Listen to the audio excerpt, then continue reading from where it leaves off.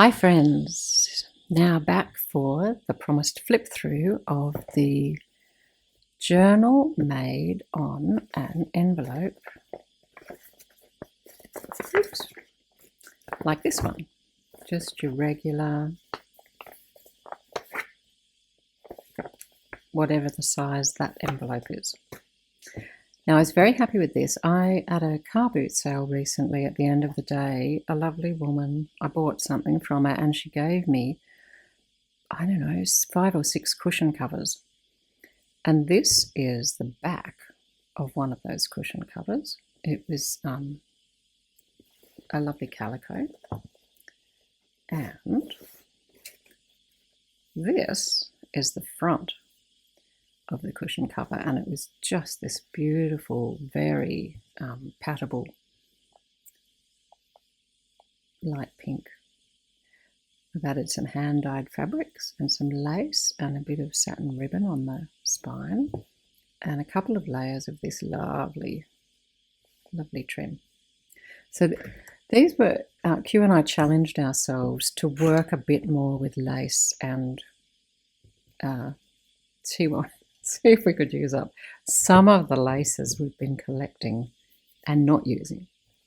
So this is such a nice size. You can see I put a spine in it. Actually, I'll show you this one because this one's not finished yet. Look at that. Been going a little mad with ruffles. So here is the envelope, and I think we were watching a Luiseheinzl video and she was doing it this way, so we thought we'd try it.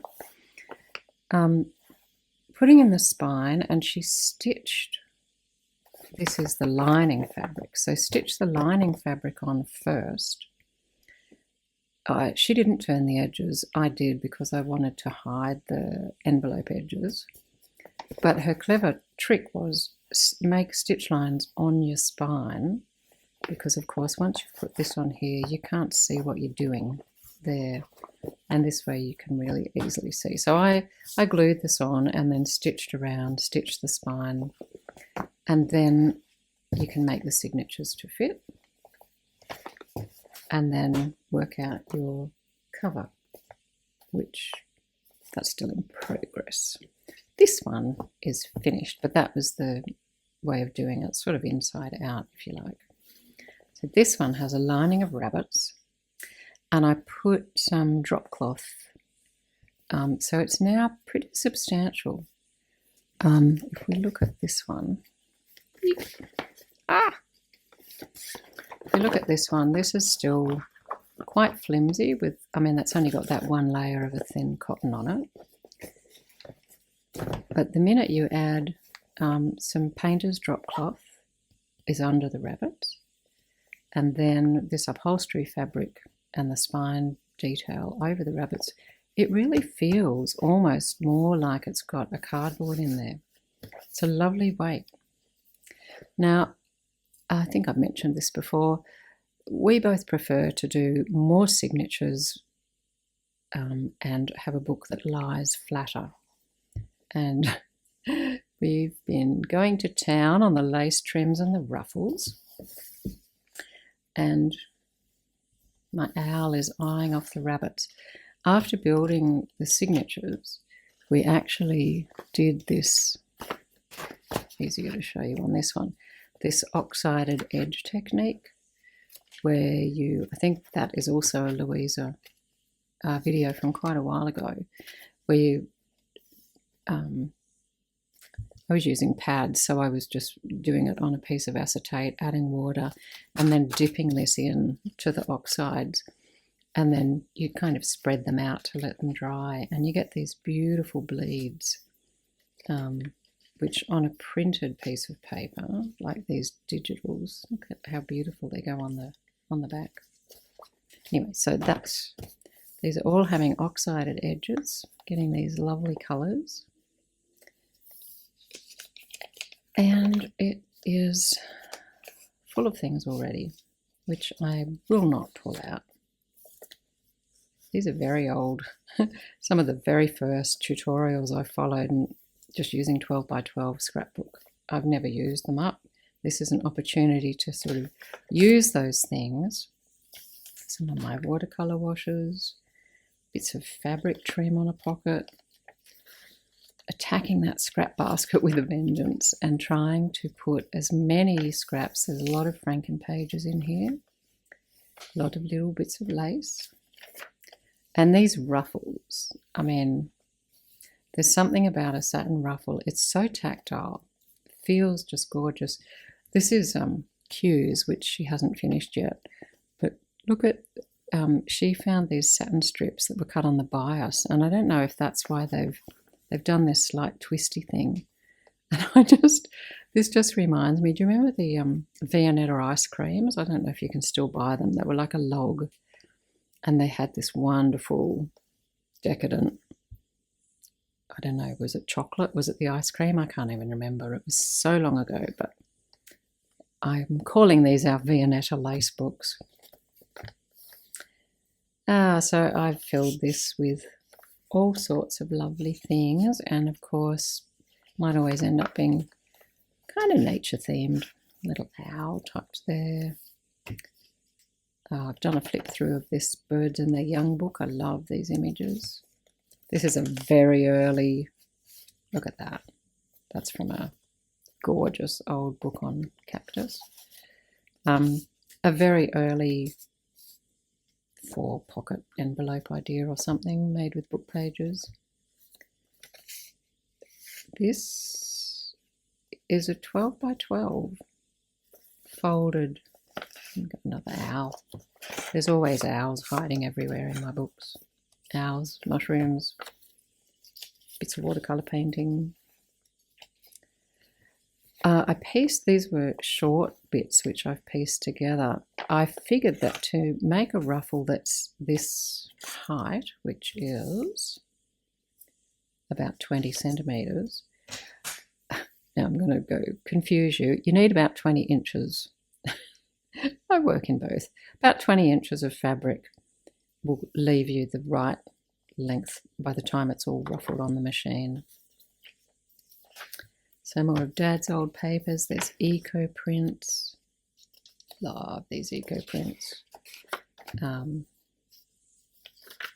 Layers of pages, some digitals.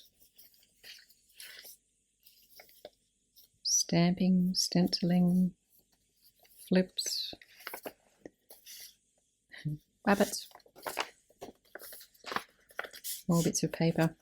Can never have enough paper. More bits of lace. The back of the Bird and Their Young. Another owl. Sewing pattern. We're quite new to digitals, and printing them, we've got this very flimsy copy paper, but I've discovered that backing it with sewing pattern or with really brittle, you know, the old papers that are too brittle to use easily, or Dad's old science journals, makes for a really nice strength of paper. Look at these gorgeous bleeds. Extra papers. Waterfalls, of course. Antiquarian pages. Napkins. A couple of... I was trying to draw a mushroom a day last year. Or was it this year? I can't remember. Anyway, I'm starting to include those now in these books. Oh, and I was drawing them on Dad's old science papers, so on the back here we have an abstract. Birds, rabbits, ruffles, and colour. I do love colour. I'm having a lot of fun letting myself go beyond the usual vintage tones and having a bit more variety. Little pockets, lots of scientific stuff. More of these book page pockets with, this is a tag with a extra journaling space in there. And a precious Stamperia tag. Finally using those. That might need a bit of something on it.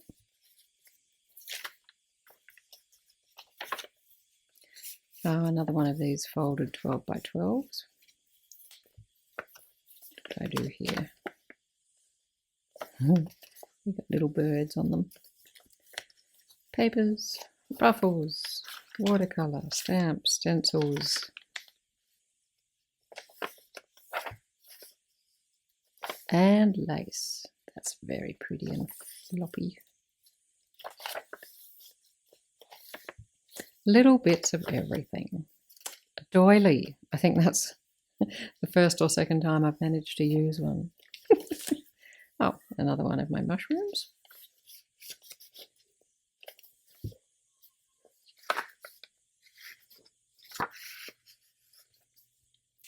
So much fun putting things together and coordinating them. Oh, here's another one of these little 12 by 12 pockets. Ruffles. Oxided pages. Kids' book pages. Delicious oxided edges. And a few little flips. Oh, this is my latest thing I love doing, using up these offcuts of book pages as little cards or pages in a signature. All these scraps of fabric and card.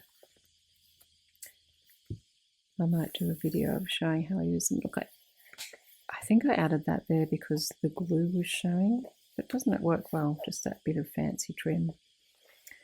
So there we have it. And this, making this out of the cushion that the lady gave me and the lining as its protective bag meant that the only thing that was left from the cushion was a strip of the pink fabric about that big and the zipper, which was actually broken. So we've saved it because we'll use the teeth for something.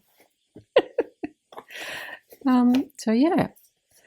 Have a go, play with your envelopes. It's surprising what a substantial journal this little, and of course it can be a used envelope, this little piece of paper can turn into. You can end up with something just gorgeous for your coffee table or for your own use.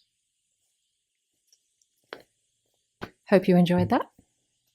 See you next time. Bye.